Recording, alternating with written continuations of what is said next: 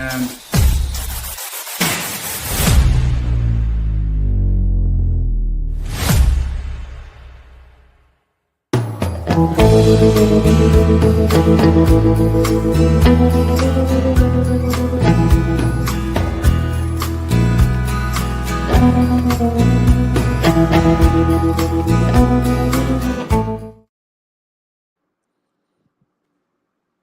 well, here we are again, guys. We are at episode 9. Is it 9? Have we made it this far? And it is June 9th. So we've done 9 episodes in 6 months. Congratulations, Rafi. Yes. How you doing? Good. How about you, man? Oh, not too bad. Start of another busy week, as usual. We got smartasses in the chat already. Look at this guy. He's already starting out on Team ASF. Nah, I don't think so. We'll see. And he raises quail, if I'm not mistaken. So this is going to be a tough one. Holly, always, she's first, wants a prize. Where are you now, Holly? I got a feeling you just did a drive-by. 2 questions, though. What's up? Not 2 questions. 1 question and 1 fact. Question 1, why whenever I make a comment, it just like multiplies, like all of us are, like it shows, at least in my chat, shows like 3 different, from Holly, from you, and from me. That's because you are technology retarded a little bit. You got only technology? Only technology? Well, for the sake of this topic. I got an upgrade then. And the second one is the song that is being used for the intro is copyrighted. So we always get a copyright strike whenever we have the podcast. Oh, do we really? We do. Okay. So we're not going to be able to monetize for the 2 people that are watching. So, dang, oh well. I guess we'll have to fix that at some point. Holly's cooking, she said. Yes. All right. Thanks for the encouragement, joke artist. All right. So tonight's episode is going to be all about ASFs versus quail. Which one is a better feeder? It's the great debate that nobody's having. The only reason we're talking about it is because I started raising quail and I found out some interesting stuff. And I think it would be good to do a little bit of a comparative analysis and get some feedback from some of the folks in the chat. Queen City Pythons, you look new. Thanks for coming by. Denny, Queen City Pythons. All right. Appreciate it. All right. So is this going to be a debate, or this is going to be advertising, just for me to know? Because I'm not selling ASFs and I'm not breeding ASFs. So like, should I be defending or just agreeing with you because you're going to give me some money on the side? Well, why did you say that in front of everybody? What the hell? All right. So you don't raise ASFs, but you have in the past, and you're a bit of an ASF fanboy. So hopefully you know a little bit about ASFs. I see Holly's in the chat. Holly raises ASFs. That all she knows is ASF, never fed quail. All right, Holly, since you're too busy cooking, but you can text, you got to give Rafi a hand here on some of the ASF knowledge. Okay, so backstory. As you recall, I moved into this house back in October. All right, we bought a new house, moved all my snakes in my ASF colonies over here. Put my ASF colonies in the utility room. I've got a big 16 by 16 utility room. Yeah, ASFs are banned in Georgia. That's why Rafi can't have any. Rafi needs to move to Idaho. No, I'm not moving there, but I'm seriously debating on moving to Tennessee. Not only because of the snakes, but because of everything. It's a more conservative state, so no state taxes. I think I can do much better there than here as far as living. All right. So yeah, Rafi's claiming he's going to move to Tennessee. So moved all the ASFs over here, and they promptly stopped producing. 100%. Don't know what happened. Right? You and I talked about it. Theories are I left the lights on in the utility room because I was going in and out at all hours of the night. So I just started leaving them on 24/7. I didn't pay attention to the temperature, which was in the low to mid 60s. So that was probably something that had to do with it also. So raised the temperature, got the light cycle back on day and night, but ASFs have been slow to come back. So I had to supplement. So up to the mice colonies quite a bit. Mice have come in clutch for me, by the way, while I've been raising my ASFs back up. But then again, so have quail. Out here where I'm at, everybody has quail.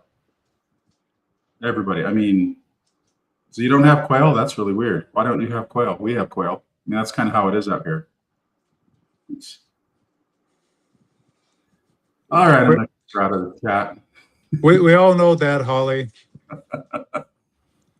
So I started looking into the quail and got some quail, started raising them up, hatching quail and everything. And turns out these things, at least to me, are really, really easy to take care of compared to the ASFs.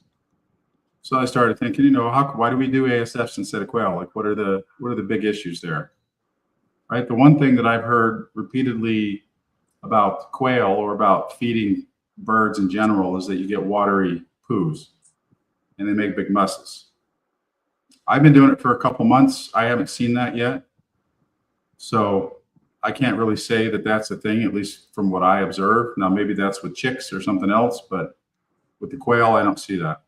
Let's start from the beginning. Like, why did you start with the quails? Like, what was when that came about? I know that everybody breeds quail in there, but like, Right. where did you find like a breeder, and how did you get into this venture? So moved in October. My ASF colonies were dropping off. I still had, plenty left over. Trying to get them going. We bought some quail eggs from a local farmer. Just, we got 4 eggs, hatching eggs, just to see, if they would hatch. 2 of them hatched. And then I bought a bunch more hatching eggs. And then I bought a bunch more quail and decided to give it a go. Did some reading on quail, and I've got, I don't know how many quail I have now. I have to count. I mean, it's not like 100 or 50. Do you have in your house?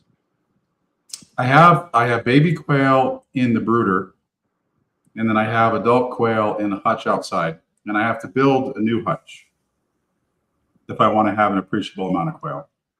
But so Choke Artist says super easy to take care of when they go in the freezer on day 1. Yeah, that everybody knows that too. So yeah. So Ollie's not here on the show, but she's telling us both we suck. So yeah, I'm finding out that it's real easy to raise the quail. I like them better personally, just from the fact that they're not rodents. I don't care for rodents. And there are multiple things that I've come to observe that are different between the quail and the ASFs that have made me really wonder, maybe I could just switch over to quail completely. But there are some caveats. It's not all puppies and rainbows. So the first thing we'll talk about is nutritional content. I think ASFs and quail are kind of both looked at as the best things that you can feed your captive reptiles, or your captive pythons at least. The birds are a lot more, arboreal focused. ASFs are, a lot more of our, ball pythons and terrestrial stuff. But it's interchangeable. I mean, I think everybody agrees that for the most part, you can feed quail, you can switch them back and forth, and they're pretty nutritious. Quail do have a little bit more protein. So they average about 68% protein, as ASFs are 60% protein. Fat content is roughly the same, 29 to 32%. ASFs, what are you shaking? What are you telling me? they're not. Oh, yeah? ASFs have more fat than quail for sure. unless you're talking about adult quail. When you get to younger quail, they're not going to have as much fat as ASFs. Yeah. They are going to So, I mean, be. yeah, I would say my internet searches are probably adult to adult comparison. So do you still think that adult to adult fat content is roughly the same? I would say so, but if you get into the younger ones, what you're going to be feeding, it's going to be 25 to 30 on quail, and it's going to be roughly 35 to 40 on ASFs. And how do you know this? What makes you the expert? I researched as much as you did. I thought you were going to talk about your line of work. Yes. So, because I work in the food industry, it always interests me, the nutritional facts of anything, food, feed. Like I look at the feed for the rodents as well. I Yeah. look at the feed for my dogs. I'm constantly looking for the best nutrition that I can give to my animals, and to myself, although I don't always follow what I research. But that kind of interests me, and I told at one point I'm gonna buy ASFs, and I have the Norwegians, and I'm gonna send to a lab to actually the same size to try to get a factual, because I want to see somebody that feeds the same as I do, the same diet, and I want to Okay. see what's the difference in nutrition, one versus the other, weight per weight. I don't want to just get, because if you get like a smaller ASF, is going to be different than a smaller rat, for example. So I want to get like both sides as you're feeding your animals, and see what's going to be the outcome. Right. Yeah, that makes a lot of sense. Choke artist says buy a hatching time rack system. Oh, hatching time. I got you. That's the brand. Yeah, I saw those. That's coming. I just gotta build basically a shed for it. I can't keep that in the house, I don't think. I have a big house, but I mean, there's got to be a limit to living things I put in here. Holly, these balls keep claiming my trees here and eating all the neighborhood birds.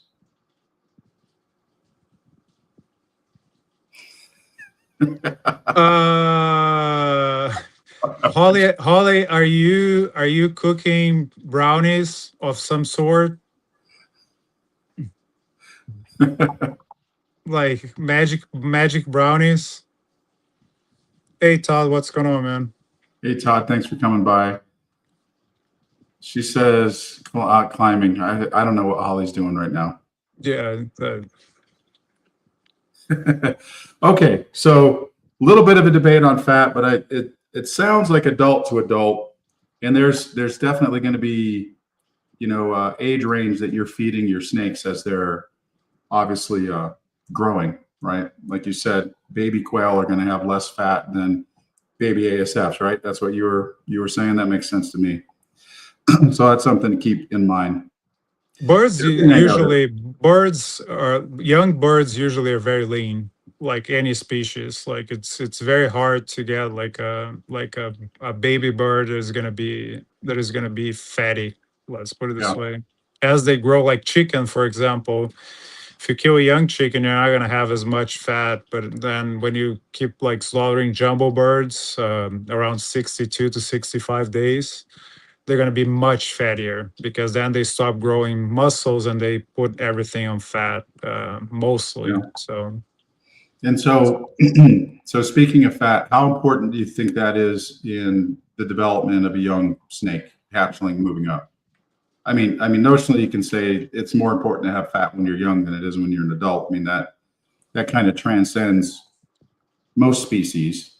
But do you have any take on pythons specifically? for example, when you're growing, when a female is growing follicles, I think fat is important, because they're going to need that fat reserved, because they're going to put all the energy in fat. Otherwise, it's going to consume muscle. You don't want a fatty snake, but you want those fat reserves because they're going to put a lot of energy producing eggs. So I would say that on females is important, like mostly, and males too, because they put a lot of energy in breeding. So you want that fat on that male to be able to sustain themselves during the breeding season. Yeah, yeah, that makes perfect sense. And after too, you want them to make sure that they've got some reserves, so they've got a good start after they've expended all the energy laying the eggs. And if you maternally incubate, which some people do, and you've got that 60-ish days where she's burning energy, incubating the eggs. So, yeah, okay, good point. One thing with the quail, if you want them to produce, and they'll produce about 300, 350 eggs a year. So they're laying an egg, sometimes 2 eggs a day. So that's a lot of potential, turnover, right? But you have to incubate those eggs, and you have to have 100% hatch rate, which I don't see that right now with mine, but I'll get into that. But in order to get them to lay eggs consistently, you've got to have 14 hours of sunlight. Not a big deal. I mean, you can put a lamp in there, you can, modify it and, have an artificial day. ASFs, I think you just need to have a general day and night cycle, maybe 12 and 12. And before my experience, I would say it probably didn't matter that much. The mice didn't care. The mice kept producing with the light on, but the ASFs, whether it was temperature or the light or both, who knows? They definitely stopped cold. So, and they're all producing now. What about space? So getting to space, and we'll get to feed also. Good question. So 14 hours of daylight, no real day nighttime requirements as long as you have a day and night cycle. There's a seasonal production dip with quail, and there's a little bit of a seasonal production dip with ASFs, but I think it's pretty marginal. I mean, some people in the more northern states probably see it more so than those in the southern states. I don't think, as far as I can tell, anybody in the chat or Rafi, do you guys hear anything about that? Like anybody having to prepare for their ASFs to produce fewer pups in the winter or certain time of the year?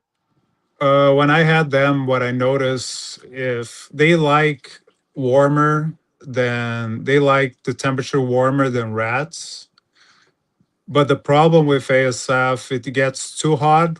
I notice a very good decline in production. Like if you get above 86, 87, you have a really, really bad decline in production, like 30%, I would say. Okay. So that's something to consider too. In summertime, if you don't have proper air conditioning, you're going to see a decline in production. Yeah. So with respect to temperature, what would you say the sweet spot is? They produce well for me from 76 to 82. I would say that it's a good range. After 85, you start feeling the heat. So with Norwegians too, like you start, and they suffer with much more because of their dense bodies. Right. They produce a lot more heat. So I would say that with Norwegians, you even have to go lower. And I got to the point that here in my shed, even with the air conditioning, I have to change the exhaust system because would get to 90 degrees, even with the air conditioning. So I had to put a timer on the exhaust fan to pull the air out instead of having constantly just like exchanging air. I had to put like every 30 minutes the exhaust fan will kick on for 5 minutes and then remove all the ammonia, all the heat, the ammonia and the stuff there, and then keep it cold in there. So I never had an issue after I changed to that. Yeah, and with the quail, I think they probably have a little bit more of a broader temperature range. I would say probably low 60s to low 80s. Choke artist, I always forget your name. Sorry, dude. But choke artist exotics, I know you raise quail. Chad. What is it? Chad. Chet? Chad. Champ? Chimp. Chad. Chad. Yeah, Chad, drop us your thoughts in the chat on quail temperature. As far as I know, they have a broader temperature range and it's a little bit lower than the quail. And as far as quail are concerned, I'm raising the Coturnix quail because that's really common out here and they seem to be the best producers. There's a jumbo version that I'm going to try out. I can buy the hatching eggs. So I'm going to give that a shot just to see how things go. So one thing that I have. To Holly's point, she's mentioning like from the first litter, 5 months.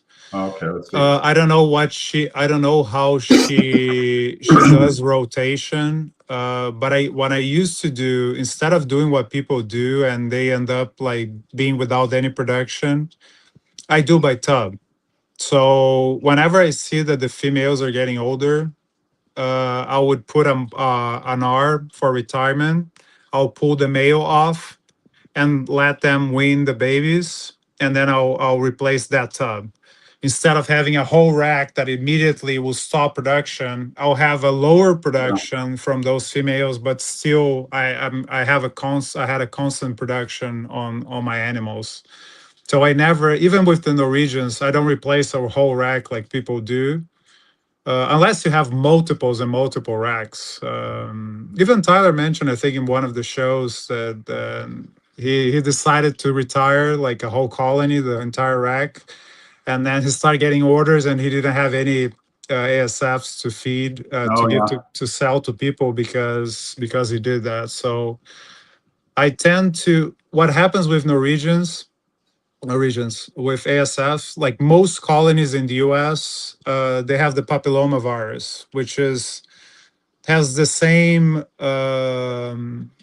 symptoms as HPV in humans. So they have genital warts, and it goes to their tails, it goes to the genitals.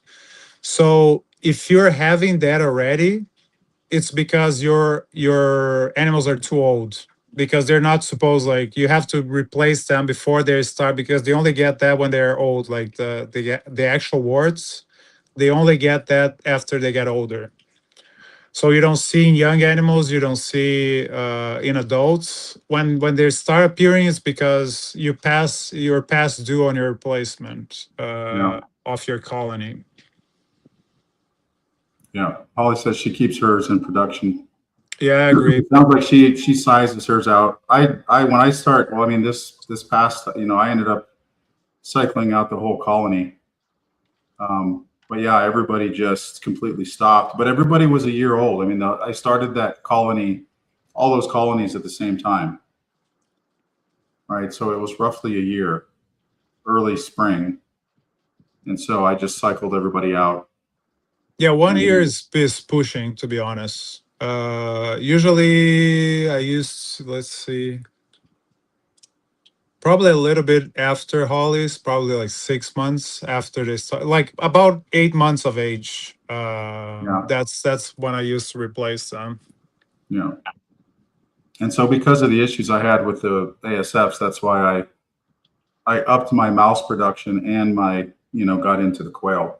And so that's another thing that I really like about the quail is that 18 days of incubation, and then 18 days roughly, you have a quail that's basically the size of a small rat. So it's 36 days from the day that the egg is laid that you've got a meal for an adult ball python. And you let them go get full size, then they become, roughly the size of a large rat or a really big medium rat, at least. So definitely worth it. And that takes 8 weeks post hatch, I think, for them to get size on them to be the same as the medium rat. To me, just the word hatch is a big con. Yeah, so that's definitely a con, because you have to collect the eggs and then you have to incubate the eggs, and so you have an additional step, and so you have to make sure that you incubate properly, just like you do with the snakes, and you have to make sure you get good hatch rates. Like with the eggs that I'm getting now, my hatch rate is just over 50%, which is terrible. And I think that's because his colony of quail is old and it's been, cycled within. It's been line bred too much. So I'm going to get some other eggs and try it out because a 56% hatch rate just, And for if you me, for think my of, small operation, that's still fine. so let's think of 2 eggs, 1 egg every 2 days, just as a rough math, because it's 150 eggs in a year. So like let's think you're Wait, gonna have. hold on, Rafi. You need to answer this question. Can you get warts from your rats? If you use protection, no. But seriously though, that HPV, is that a No, different it's form not of HPV. It's papillomavirus, so it's not human. It's not the same. It's not the same virus. So Okay. it's species specific. So it's not a zoonosis, like what we call it when It's when it trans. RPV. I don't All know right. if it's RPV, but it's papillomavirus is not the same. All right. There you go, Chad. You can't get warts. You can let your friend know that. As long as you use protection, it's fine. Yeah. Todd's thinking about trying button quail. Yeah. He's got a lot of colubrids. I can see that working out. Chuck Artist says he's have 6 months. Oh, wow. So I've never seen any sores on mine. Interesting. Okay, you're talking about the quails, right?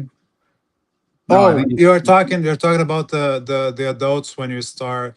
They're not sores, they're warts. So like a sore is gonna be concave, and a wart is gonna you're gonna have actually a wart. So but that's like you start seeing the first time you start seeing them, it's on the tail usually, and then it start forming on the genitals, and it gets to a point that is you feel sorry for the animal because they get like all over the genitals, and they're probably having issues. Like it's really bad, but all the colonies in the US have them, and I bet that Canada is the same thing. And it doesn't do any harm to the snake. So if you want to feed them off with the warts, it doesn't do anything. It's just. yeah. No, I have yet to see that yet. So there's another plus. As far as I know, quail don't get papillomavirus. And the lumps are usually like fatty tumors. It's not related to. It's just because they're getting old. It's not related to the papillomavirus. Hmm. Just rats. Rats. If you had rats that are too old, they start like some of them will start getting very big lumps, and they're fatty tumors. Yeah. So, all right, rats are grosser. So there you go. There's a con for the rats. The quail don't, I mean, the ASFs don't really smell. I keep mine clean. The quail smell about as much as the ASFs, but I appreciate the quail smell more than the ASF smell. If that makes I sense. was gonna say let's put a stop on the ASFs don't smell. They smell less than rats. They have their own smell. They smell much less than the rats, but they still have Yeah. a rodent smell. It's pee and poo, right? If you're gonna clean once a week, day 7, it's gonna be. If you have a good amount of them, you're gonna have a nasty smell. Yeah. Especially if you're like on your wean tubs, when you're gonna have more animals per tub, or if you have that tub that you had the 3 females decided to have litters at the same time, it's gonna be like, and then you have a bunch of weans like in that tub is gonna be bad. Yeah. No, I said they smell about the same, but I Hey, appreciate the quail smell more than the ASF smell. No, hey, I don't Chad, want to see a picture. hey, Chad, what kind of pick? I don't think he can upload it in the chat, but I'm not going Tra- to click on it if he can. Travs may be interesting depending on the type of picture that you want to send. I mean, you can Google it like. I won't. But we're trying to educate people, and not everybody knows about, and then we can show them. Oh, here we go. Quail shit smells much worse than ASFs. Okay, interesting. It doesn't seem to bother me the same way as it does with the the ASFs, but I don't like rodents. Maybe you have too little. That's the thing. Yeah. Well, you know what? Then I appreciate the fact that I have a small collection. So I don't have a whole shed full of rats or quail. But the other thing that I noticed is that the quail are very, very easy to call compared to ASFs. How do you call ASFs, them? you typically use the CO2. I use the farmer method, and I give them a thump. The quail, it's almost no effort whatsoever. Excuse me, which is kind of what I remembered growing up. You know, we didn't have quail, but we had chickens and rabbits, and they were fairly easy to call. The ASFs are tough. They're really tough, and you got to make sure you've got good aim and everything so that you get it right, done right the first time. No, you're not gonna do that, Trav. You're gonna use CO2. Like if you're gonna be if you're gonna be culling ASFs like by thumping on the corner of the table every time, it's unless you have to call like one because it's injured or something like that. I'm not thumping them on the table. I have a more a modern culling method than that. Explain to us. Explain my culling method. Yeah, of course. Well, I basically, instead of thumping the rat on the table, I hit the rat in the head. But you hit it just right, and it. I think CO2 is much easier. Then you got to go get the bottle and everything. Some people do they cull with frozen CO2. Yeah. But I rather not have to grab like CO2 if I don't have to. I just have the cylinder to cull my rats. Yeah, I don't know why it would make a difference whether it's argon or CO2. We're just replacing the oxygen. I imagine it's the same. I don't know. I never did with argon. I imagine. I don't know which one's cheaper. Probably CO2.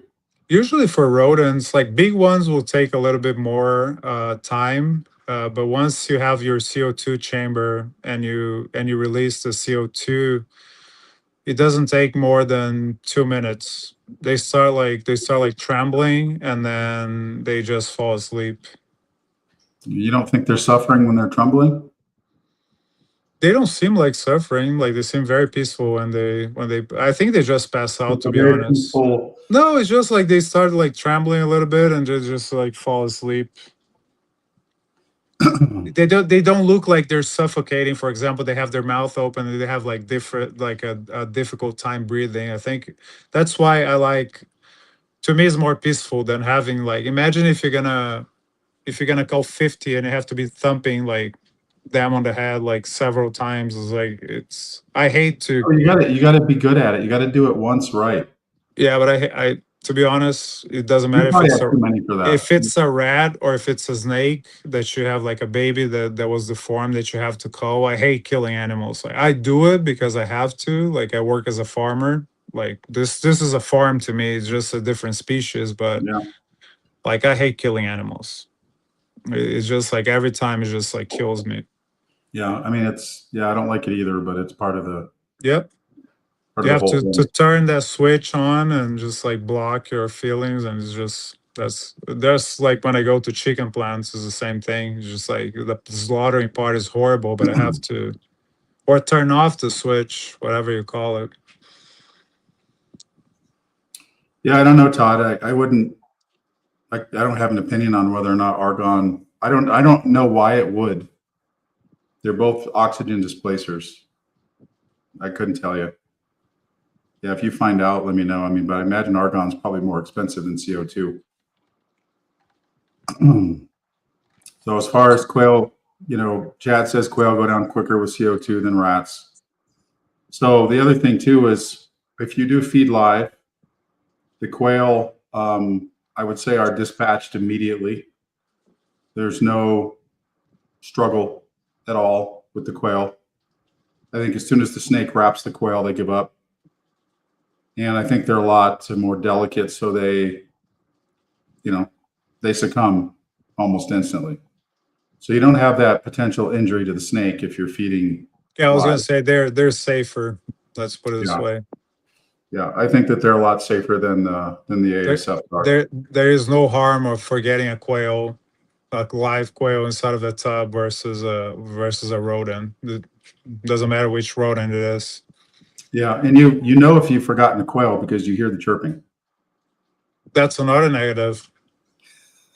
No, I mean seriously, Yeah.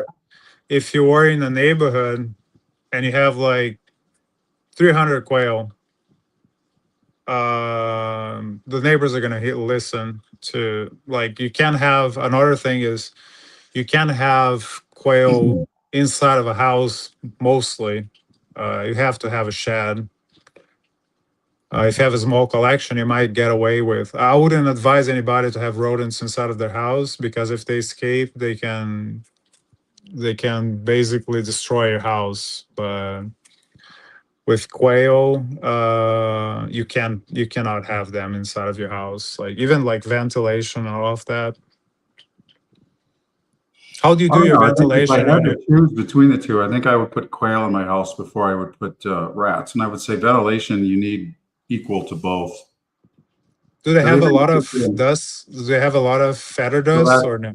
that's what I think. The negative for quail is they're probably more dusty. They kick up more dust. There's more. I don't know how to explain it.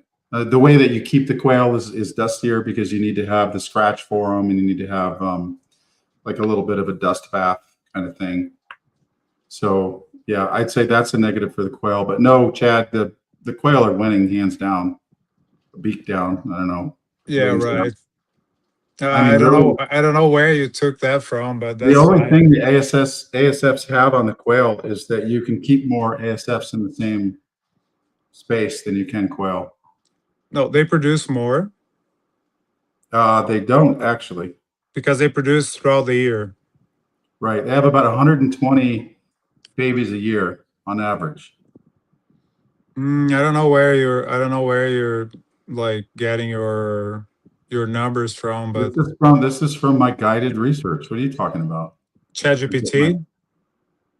Yeah, Chat GPT. Like 15 minutes before the show. No, I would say that they produce more than 120 babies. You have some female, of course, you have the odd females, but you have females that would produce 25 to 30 babies, one female. And In one litter.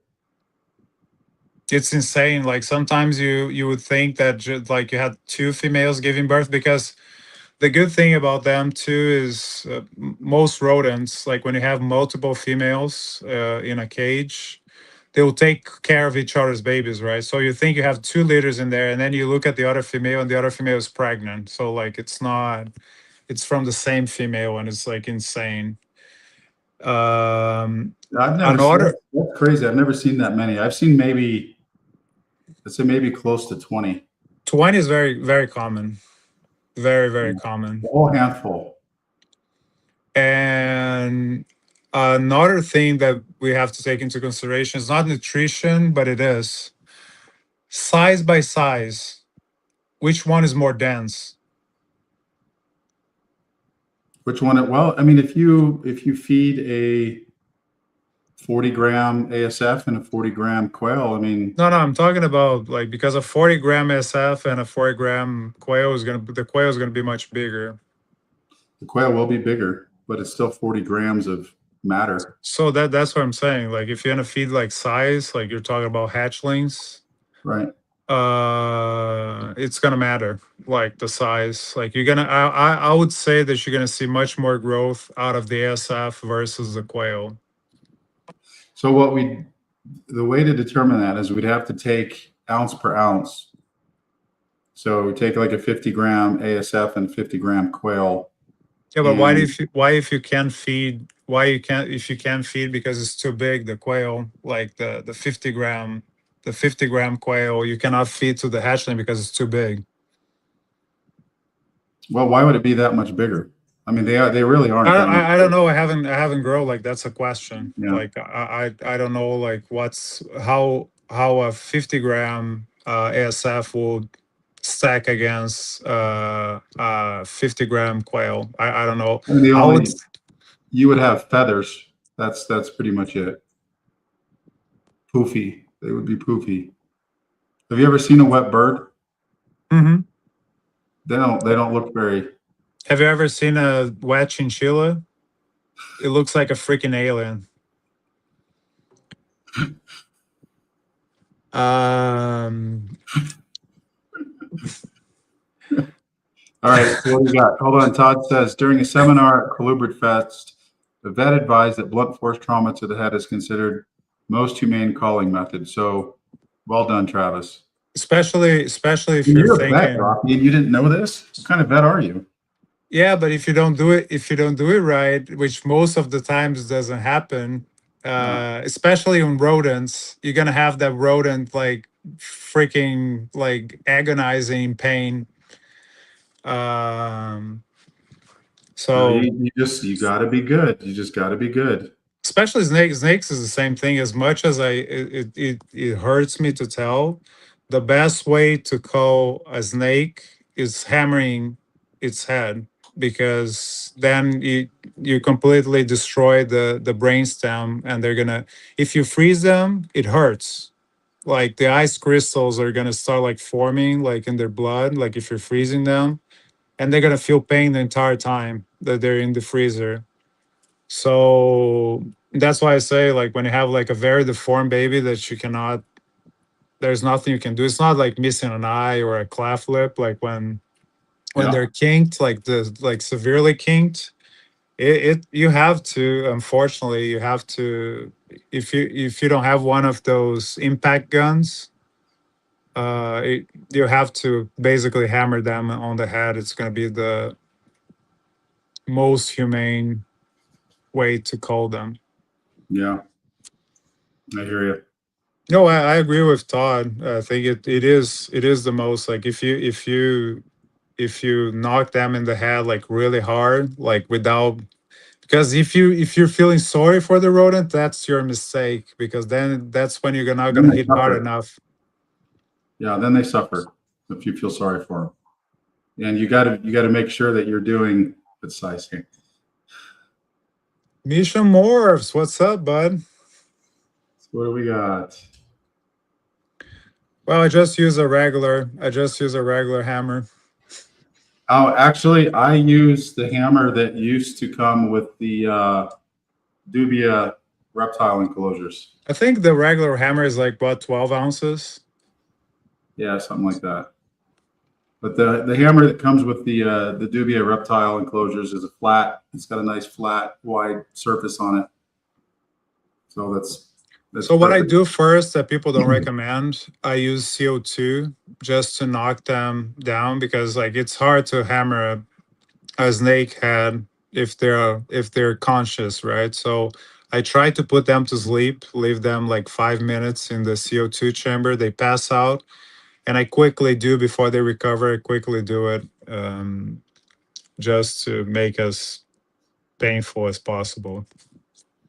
Yeah, I hear you. So the biggest reason why quail are better than ASFs has yet to be discussed. So anybody in the chat care to elaborate on what that reason would be? Why are quail better than ASFs as feeders? It's a big reason, and I have been very quiet about it because I was saving it for the end to put Rafi to sleep. Am I gonna get that advertising money to make it? No, you're not, because you've not been doing a good job at all. You've been arguing with me on just about everything. No. It's just arguing. I never argue with you, Trav. Yeah, so we covered that. Quail have a little bit more protein than ASFs do. If you look at adult to adult, baby ASFs we agree, are more fatty than baby quail. Adult quail are pretty lean, a little bit leaner than a little bit. They're about the same actually, as far as fat content goes, at least according to my guided Chat GPT search.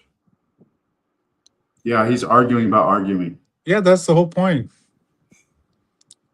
That's when you have ADHD. You have to always be right.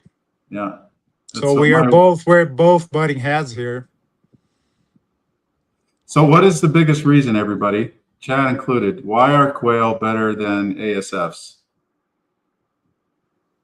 I can't tell you because I think it's false. You're Okay. not asking All right. which one is better. I'm gonna sweeten the deal here. Whoever guesses it in the chat, I'll give you a $200 credit to something I don't have for sale yet.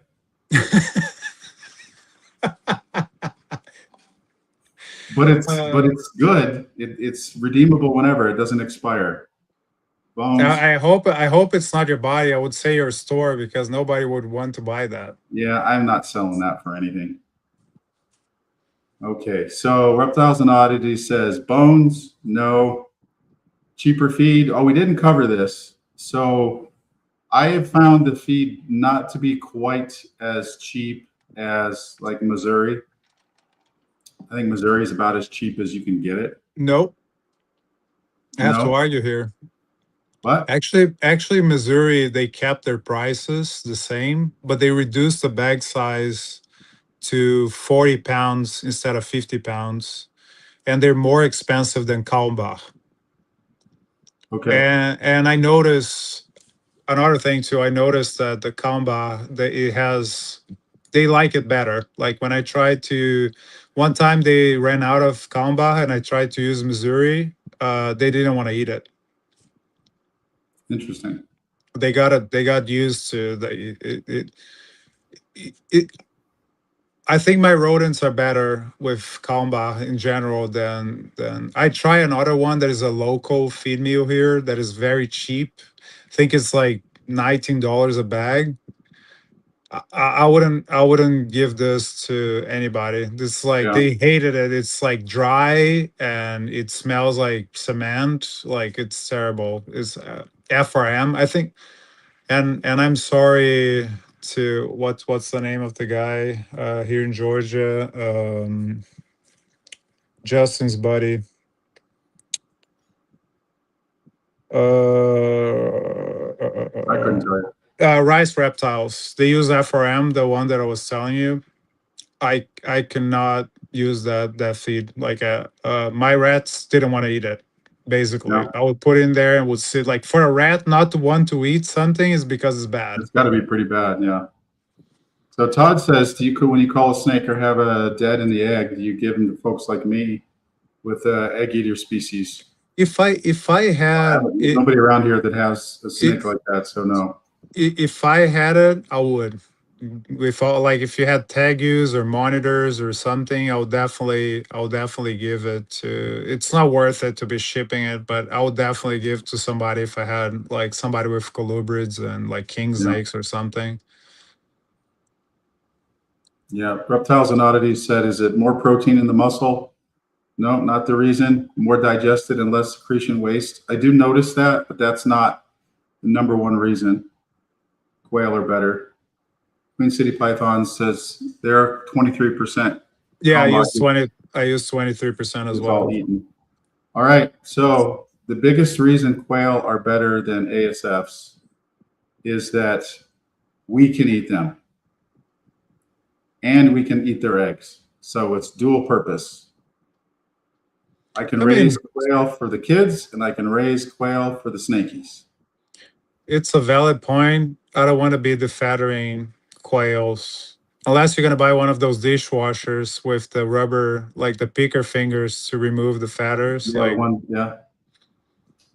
Yep. Actually, they replicated that, like the rubber fingers that when you see like those defattering machines that you have with the rubber fingers, they replicated that from the industry. The chicken industry uses like big cylinders, like where the for chicken paws to remove the yellow cuticle, they have like big cylinders where the paws go through, and on the picking line after the birds are scalded, you have discs that like spin and they have those rubber fingers, so pull all the feathers off after you scald them. That's where they get the idea from, the washing machine that removes the feathers. Yeah, so there you go. You've got a tool for it. So not a big deal. And what's the, not talking about feeding, like the species that you're using, what's the age that the quail is going to outgrow like a medium-sized ball python, like a 1,500-gram ball python? Um, So an adult Coturnix is, I think the biggest that they'll get is a small, large rat. So maybe somewhere between a medium and a large rat. And the other thing that we didn't talk about is they roughly have about a 6 month, 6 to 8 month reproductive cycle before they start to age out and decline. oh, 6 to 8 months. 6 to 8 months, yeah. So it's And about a year. I think most people, they're culling them before that. So and it's roughly the same as an ASF. and when do they start producing? They can start producing roughly 18 to 24 days after they've hatched. They start producing already. Yeah, they grow really, really fast. That's almost a negative, is that you can have day olds right on the 9th of June, and they're great for your hatchlings. And then on the, the 16th of June, they might be almost a little too big. So they're worse than rats. As far as growth goes? Yeah, I'm not talking about ASF. Just like it's worse than rats as far Yeah, as, they grow really fast. because rats, you blink and you can't use them anymore. Yeah.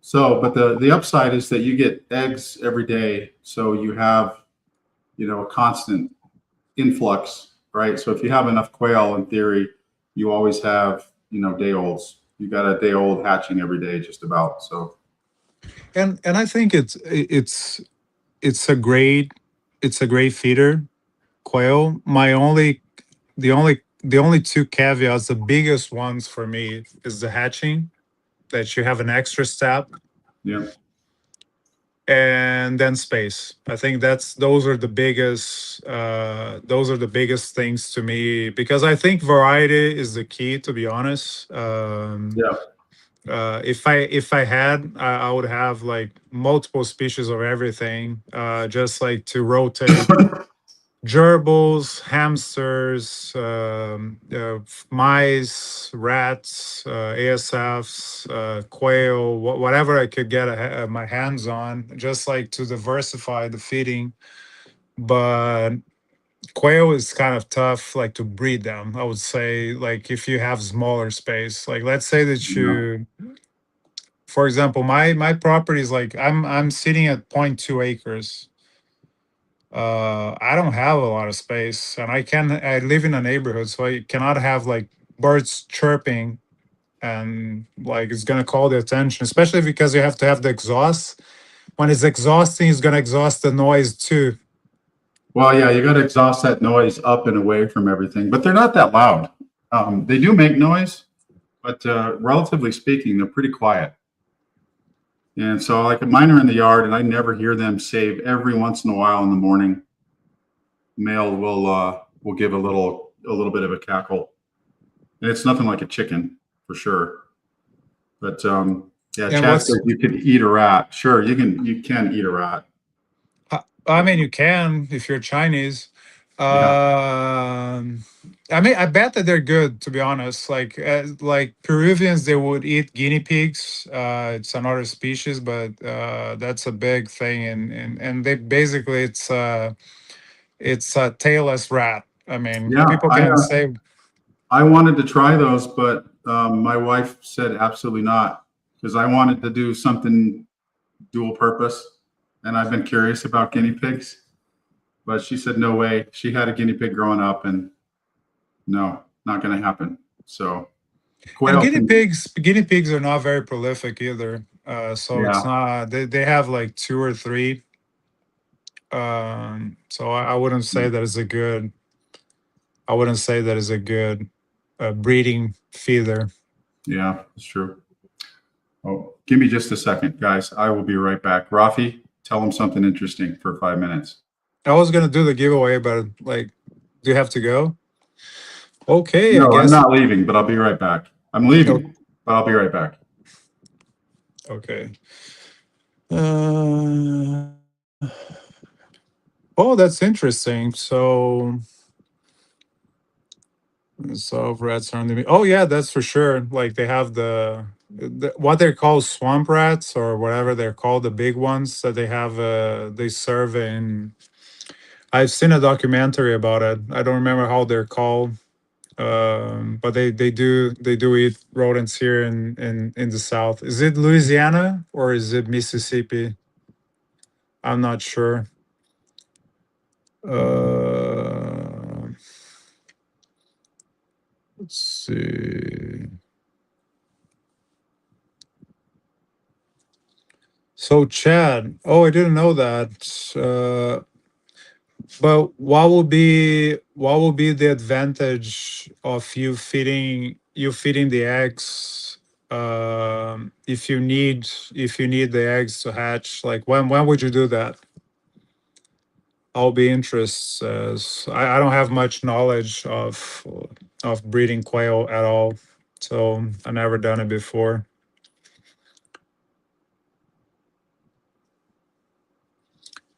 Yeah, as I said, I think it's great to have a variety, and then especially with ball pythons, it all depends on the individual, right? Some they really want to eat what they want to eat, but most of the times when you give something different, excites them, and that's one of the things that I do is it's mice when they're not very into rats. Um Yeah, pretty much as I said. Oh, looks like Grandpa Ferguson does what I do. So let's see. I add mice into that as well. Oh, okay. The eggshells. So what do you guys do? Like, since I don't know how many quails do you have? Like, do you guys pickle them? Like, what do you do with your quail eggs for consumption? Do you have some that you like? What? How do you decide like how many you're gonna hatch and how many you're gonna consume? As far as eggs, I don't know how big is your production. Mine isn't big enough to do both yet, but I plan on getting there. Um, yeah, ask me that question again in the future. And what are you using? Just shavings for like what are you using as far as bedding? Straw and shavings. Yep. Careful with those mites. No, Yeah. I was telling Travis that I had probably a month and a half ago I had an issue with rodent mites, and I haven't brought any new individuals to the colony, so I know that it was not contamination from other rodents. So my guess is that the shavings came with fur mites. So I had to treat them all, and it's a pain in the butt. So okay, 100 eggs every 16 days. So Okay. what's your hatch rate, Chad, out of that 100 eggs? Let's see. Mostly for balut for the Asian. Where do you live, Grandpa Oh, Ferguson? I can try many things, but Lutz is not one of them. Yeah, I almost tried it. I couldn't. No, especially with the feathers and everything. So mission morphs. So we have those in Brazil too. We call them big swamp rats. Like the translation literally from like nutria is big swamp rat. The translation from Portuguese to English. So if I remember correctly, those were imported to the States as a food source back during the Great Depression. People use a lot in Brazil for the fur, like the fur, and they use for meat too. But they're the second largest rodent. I hear they're tasty, but I wouldn't know firsthand. I don't know if Mission Morse knows. Yeah, people get like the wild caught ones. I would say that probably the ones because they have farms for those. It's probably much less gamier, just like capybaras. Yeah. When you hunt them, they're much more gamier than the ones that are captive bred. Is it weird that whenever I look at a capybara, I get hungry, and I think that they've got to just be the best food source there is out there? They just look like a great big fat steak swimming through the water. I mean, whatever rocks your boat, right? Are they eaten pretty commonly down there? They have like usually you're gonna have like in specialized steakhouses, you're gonna have the wild boars and you're gonna have capybara on the menu. That's most, but it's not common. Like you go to a buffet and you're gonna find capybaras. Like specialized steakhouses will have Yeah. them. All right. They're gonna have ostrich, they're gonna have capybaras, and they're gonna have wild boars. Gotcha. So Choke Artist says his hatch rate is 50%. That's what I hear. That's what mine is. Any ideas on how to get that hatch rate up? I mean, if you get on chicken, if you get anything under 95, you're dead. As far as industry wise, is like, and I don't know about quail. That's what I'm saying. Yeah, beaver's quite tasty. I love beaver. Ostrich. Is it similar? Oh, ostrich is amazing. You can't tell the difference from beef and ostrich. To be honest, it's like filet mignon. It's like amazing. Yeah, I don't know why that hasn't taken off more here in the States. It's because of the breeding. They lay one egg at a time. They're not very prolific. They're a pain in the butt to. I actually did an internship in a exotic animal like farm for meat. So they had like wild boars, they had ostrich, and they're too dumb. Like they die of the most stupid things. Like they would get like their neck like tangled like in the fence wire, and they would like choke to death. Isn't that usually how you choke, though? And it's hard to it's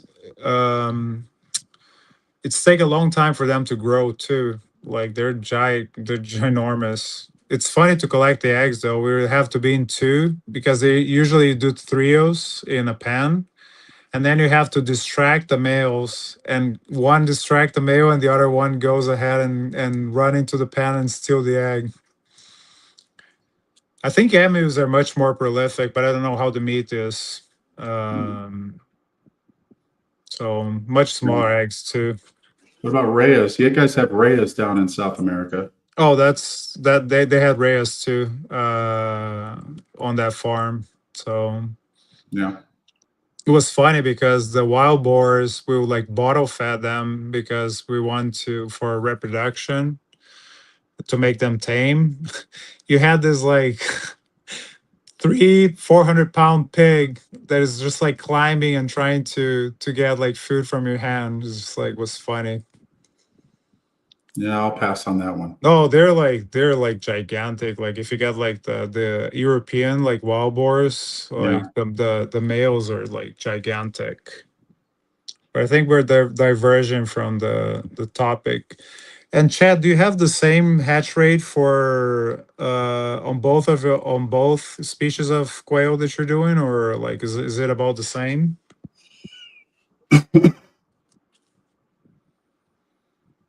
It will be interesting to know. Like we love in Brazil, we don't eat a lot of quail, but we eat a lot of quail eggs and we pickle them. Oh, interesting. So like yeah, I wish. Yeah, my hatch rate is a little over 50%. I wish I knew which 50% weren't going to hatch because then I would cook those. I was gonna say the problem is if you get 50% of your eggs to eat, like you never know which 50% it is, right?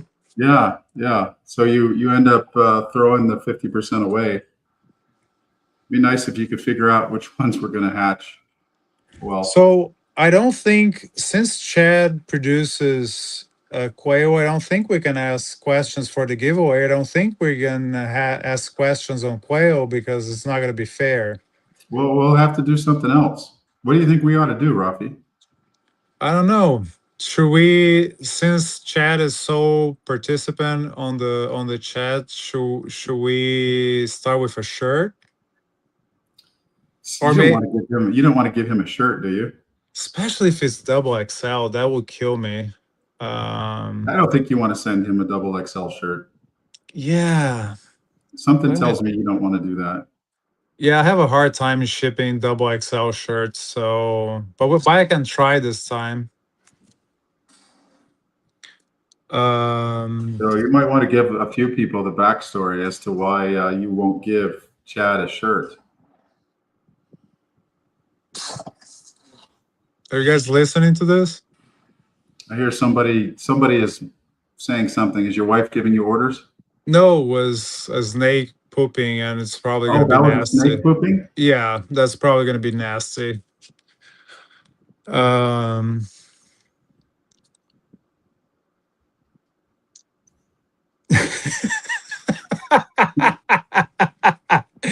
That will be hilarious. Actually, I'll have to ask you this. So, if you get a shirt, you have to make a video and post on Instagram. That's going to be your That's task. just way too. You're asking way too much. Of course, you have to do it. And maybe like let's do this. Whoever wins the shirt's gonna get one from me and one from Travis. Like you're gonna have two shirts. I don't have 4XL though. Chad, he's calling you fat, dude. Oh, Chad said he needs a. Rivens Forge says he'll take a 4XL. I think I have a couple 2XLs shoved in the bottom of the box. I think I didn't think this through. I think I thought of myself when I got the t-shirts to make them, and I got a bunch of L's and XLs. So I didn't think of the big boys. 3XL will work, he says. Okay.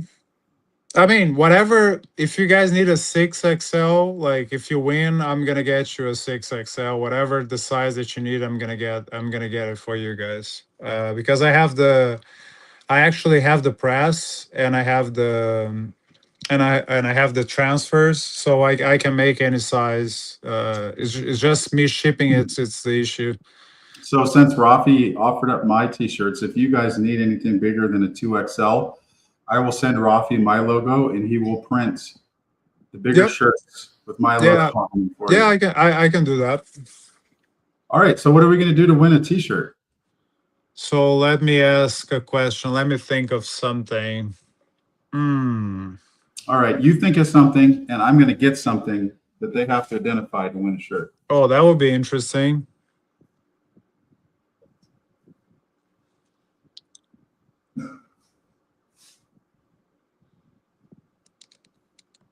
Let me think of something. Let me see.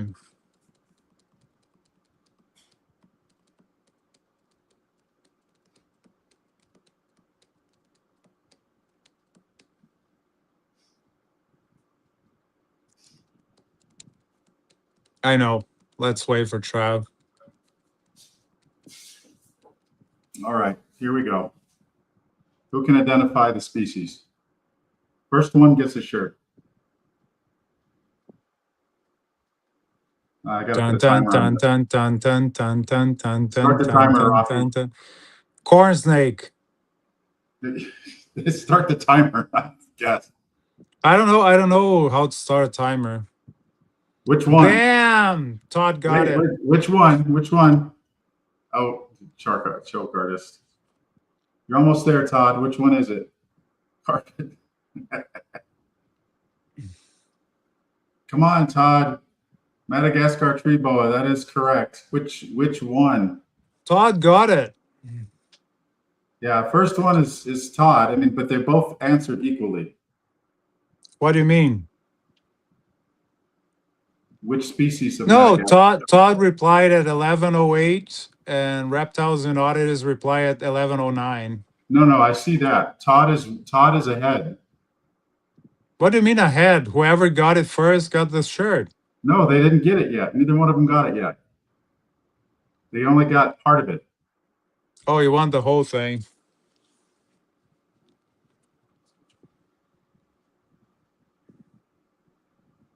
Oh, they're not guessing now. They're done. Or they're both Googling it.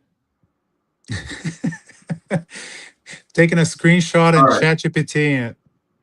All right. I'll give it to Todd. Whip a berm out.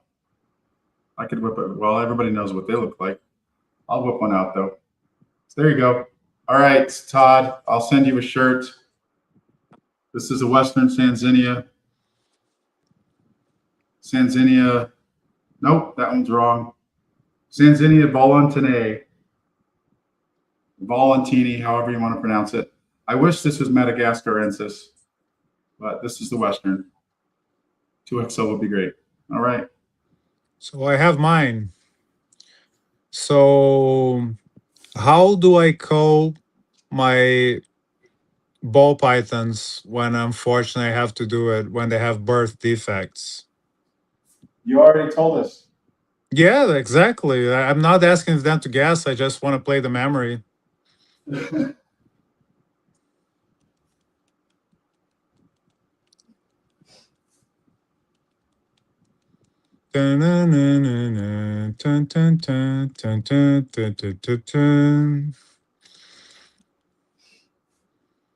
What else?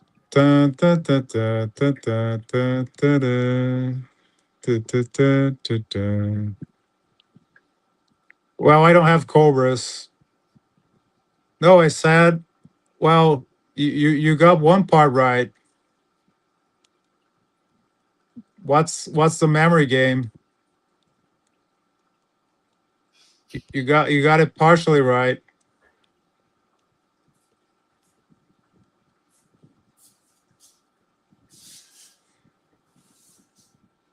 Hammer time. So Danny got it right. I use CO2 and then I use the hammer to destroy the brain stem. So Danny, you can contact me on Insta and then we can go from there. And then you get me the size of your shirt, your address, and I'll get it to you.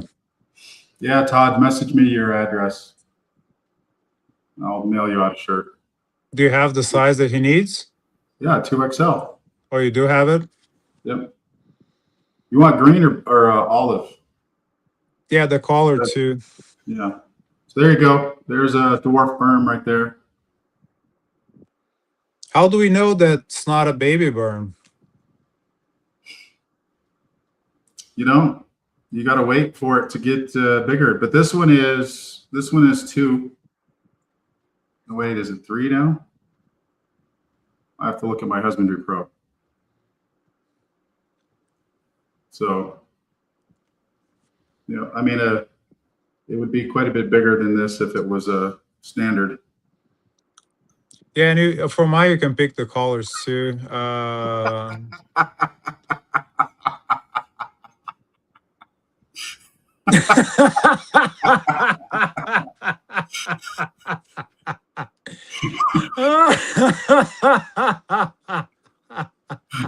You gotta send him a shirt. The problem is if I do send him a shirt, if I do send him a shirt, then all the fun is gonna be over. Hey Chad, why don't Chad, why don't you come to the SCRE, the Southeast Reptile Expo, and then I'll be vending this year, and I can hand deliver it to you. You're gonna have him go all the way across the country to get a shirt from you. Look at this. Oh shit. Yeah. So hey, let's Dad, if you send me your address, I'll send you a shirt too. That way you can say you got one from me and not Rafi. Well, Chad, we have better than shirt giveaway after this. So like you might be in the luck because we're gonna have a better giveaway. We're gonna have store credit. Unless you just want my shirt and you don't want any snakes, then you are out of luck.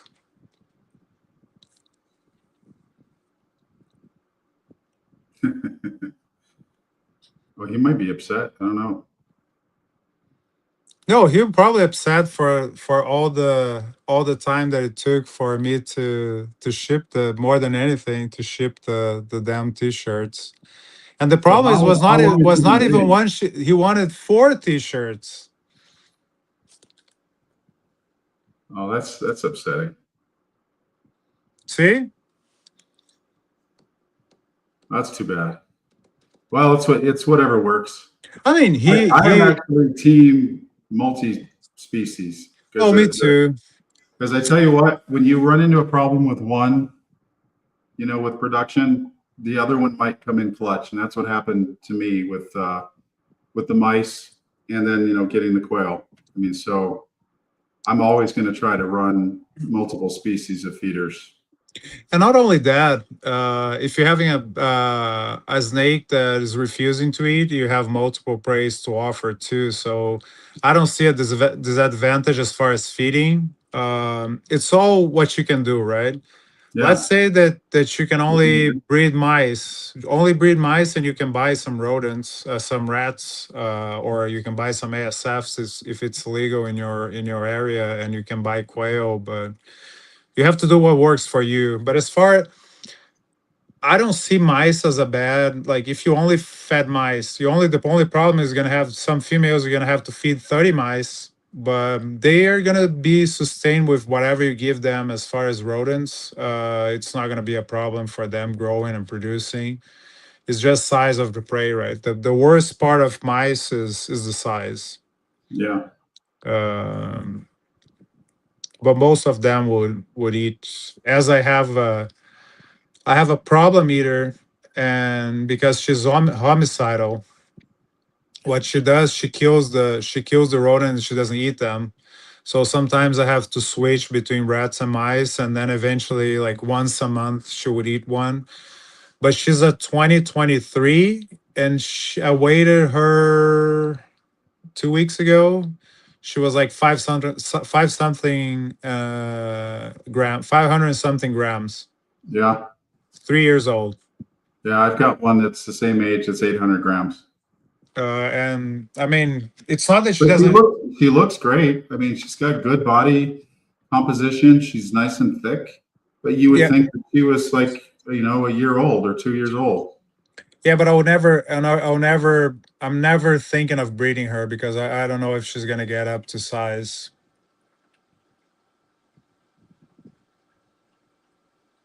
Yeah, I think if you wanted a colubrid but could only get a python, I think that's what you get is a black-headed python. Yeah, And especially with black-headed pythons, like their main diet is not even rodents. So, like, if you can diversify, well, they eat snakes. They eat other snakes. they eat lizards. I don't know if they eat other snakes, but I know they eat like they eat lizards. Yeah, So, but seriously now, the only way to is there a difference in pattern of the dwarf berms there is. It and the mainland? the problem is that het granite can trick a lot of people. So the pattern is very similar to het granite. There are, like when you talk to the guys that are over there in Indonesia, they say look for the islands in the river, which are these little flecks, and it like makes it look dirty, which you don't really see in the mainlands at all. But that's not like a dead ringer. The dead ringer is how the head develops as they grow. So this one is pure because she's still got a very sharp, pointed muzzle. So when the mainland berms get bigger, you see how their muzzle squares off. Yeah. And if you're looking at them head on, it kind of flares out, right? These guys don't do it. It stays very sharp. So like very arrow pointed. So like my adult in there, her head is very sharp and pointy. So that's really all you can tell. And then growth rate as they grow. I mean, a 4 foot Pragashy is going to be a lot smaller than a 4 foot mainland or a 4 year old frog shy is going to be a lot smaller than a 4-year-old mainland. So, and these guys, I think, would probably be by now closing in on 6 feet, 8 feet, and she's probably maybe 4 feet, 4.5, and she's still fairly thin. And when do they reach maturity for breeding? So sexual maturity is usually around 4 years, but a lot of the guys that breed them don't really have any luck until around 7 years, 6, 7 years. So So it's a very niche project, right? Like you have to be patient. You have to enjoy the species. yeah, Is not something that you're going to be producing like that's large that's exactly scale. why I like it. Yeah, that's why I like the Angolans, because you're not doing anything for 6 or 7 years. You gotta enjoy the snake, right? You got to play with it. You got to just, and I have some adults that I bought, and I've got a big female. She's about close to 7 feet. She's massive, and man, that snake is so sweet, so outgoing.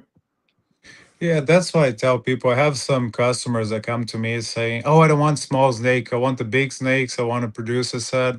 You have to enjoy it. I get excited when I see the growth, right? Because even week by week, as you're feeding, when I open the tub like fully to clean it and pull the animal out, I said, "Damn, that animal grew!" Like I went ahead. I was like, I was weighing my like once a month. I don't take notes, but I weigh my so I know when to upgrade the tub, and usually I upgrade from the 10 series when they reach 800 grams is when I move to the 55s. Yeah, And one of the snakes was like 900 and something grams from 2025. And I was like, whoa, that's exciting. You're seeing the progress. Like, don't try to cut corners. I mean, enjoy the hobby. I think every step is like a win, right? And yeah, and as you progress, when you're producing babies from your own like your own production, it's amazing. Like it's rewarding. Let's put it this way. yeah, So I tell people just don't be patient. Like don't try to go around the curve, like because that's part of what it is. It's the enjoyment and the excitement out of it. yeah. No, I agree. I mean, that's why I like this. That's why I'm putting all these enclosures here, and I'm trimming down my collection. I mean, I've got 19 snakes that I'm going to sell here, that have not made the cut. So And that way I can. I'm constantly doing that too. And I told you at one point I'm gonna have a dedicated room just for the Amazon basing emerald tree boas. Because I'm not into chondros. I had chondros before and it's like they're okay, but my passion is with the emerald. So I want to have a dedicated room and I'm gonna spend the money and make it look nice. Not only good for them, but I want it like to that's probably going to be my office space, right? When I sit, I have my desk, and I'm going to be facing them as I work, Yeah, that's what I'm and setting up here with this room. so it's about enjoyment. So for you guys that stayed for this long, you deserve something, right? So I'm going to give $100 credit for the first person that say which one of us is the most annoying. I'm My I'm my I'm wife watching. I'm gonna wait on the chat. Like whoever gets it first is gonna win. Oh, jeez. Yes, you are absolutely correct. It's Travis. Actually, it's me, but I have to tell it's him.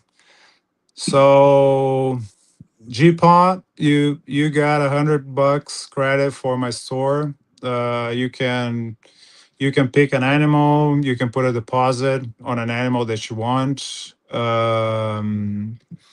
You can get more than one animal if I have like cheaper animals. See, Danny got it right, but I would never admit to that. So, like, G-Paw won it. But I was called that a lot growing up, like by my Yeah. classmates in school. They would like say, "Why are you so annoying?" But I didn't know that I had ADHD back then. So that's that. So it's part of releasing dopamine, right? When you're picking on each other, like Travis and I were always picking on each other. Like it doesn't matter the time of the day. Like we if it's by message, by phone, Yeah. it's all love. So Paul, you can contact me through Instagram, and we can get your credit. You can look at yes, you can look at my morph, and you don't have to use it now. Like if you don't see anything, because the hatching season just started. I have actually, when I finish this, I have to pull one clutch from a female that I was cleaning before the show. So you don't have to pick it now. You can use whenever you want it.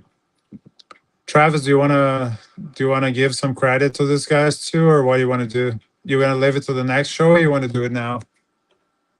Oh, I can give $100 credit to what I don't have for sale yet, but I will say that I'm over the next couple of weeks I'll be plastering Morph Market and Repta leads. I'm gonna be all over you too. I'm gonna be all over you Well, because you keep saying that you're gonna post stuff and you have a list of things, but I I haven't seen. I finally made the list today. I went through all the racks and made the list. So that was the big step, was making the list. Now, Okay. big step is to update pictures and weights. Actually, show like you said you're gonna show a different snake when you're talking about for them to guess what it was. Yeah, Do you want to show like one of the snakes that you're gonna put for sale? Actually, that's a very good starter breeder. Like not sure. even starter. It has some like really good genes for the project. I don't even have like one of those genes in pies. I don't have it in my collection. Like in pies, I will have it though. Like luckily, I'll have it this season. Already paired for it.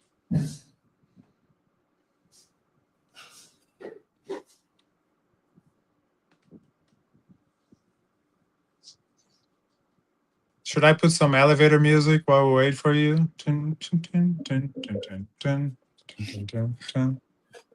So yeah, this guy will go up on Morph Market. And I can't really. Yeah, the lighting's kind of screwing up the. Yeah. So he's obviously pied. He's at clown. So he is Enchi, Mojave, yellow belly, blackhead, pied het clown. Yeah. And he's just doesn't fit in my breeding plans anymore. So he'll go up. Yeah, that's actually this I wouldn't even call it starter animal, like having the black head and yellow belly. Mojave reduces the pattern a little bit, as you can see, but not every animal is gonna have Mojave when you breed them. Yeah. Yeah, he's good. He's around 1,000 grams. Oh, sorry, man. So next time on your next order you can get the $100 off. Unfortunately, you didn't get it before the you bought them, right? But I'm gonna hatch a lot of nice stuff, including Monarch Head Clowns this time. So that will be fun. I probably have quite a few females that are gonna be. Some are even gonna be head clown. Some visual clowns head Monarch. So stay tuned. Like and I'm gonna have the clutch updates and clutch egg cuttings. And then you can see what I have. So as I said, it doesn't have to be. Oh, sorry, I'm mixing up. You're getting the shirt. So what I'm gonna do is, let's see what we can do on shipping. I don't know if I can get them shipped together. I'll try to see if it's gonna fit, like a shirt is gonna fit in the box. But if not, I can mail separately. But ask Chad, you're probably gonna get like the T-shirt in the next 24 to 36 months, but you'll get it. Well, the problem now, I'm obligated to send him the shirt because he won. Chad just wanted the shirts. He wanted to give me money for the shirts, and I never got him the shirt, so it's even worse. Now, like a giveaway is like a purchase, so I'm obligated to send it. All right. Well, Yeah, I think it's it for tonight, guys. Or you're gonna try, or you're gonna give the $100, like you're gonna do a. yeah, I'll do it on the next show. I don't even know what I would. I guess they were supposed to guess the genes in the snake that I told them what they were. We'll do that next time. No problem. Okay. I'll make sure we do that. So, all right, folks, thanks for showing up. It was a lot of fun tonight. Really appreciate everybody in the chat. Wish I could say the same about Rafi, but it is what it is. You know, it's hard to get people on shows with you when you're old like me. So, you know, you're kind of got to make the best out of what you get. So, Yeah. So, all right. Yeah, I saw it, Danny. I just mix it up. My ADHD brain after the announcement, that thing was out of my mind. Like, so that's why I wait for people to contact me on Instagram. Quick, everybody text him and tell him that you won the $100. So I'll be watching the whole episode to make sure that was the person. All right, everybody. Enjoy your week. Until next time. See you guys. Thanks for coming.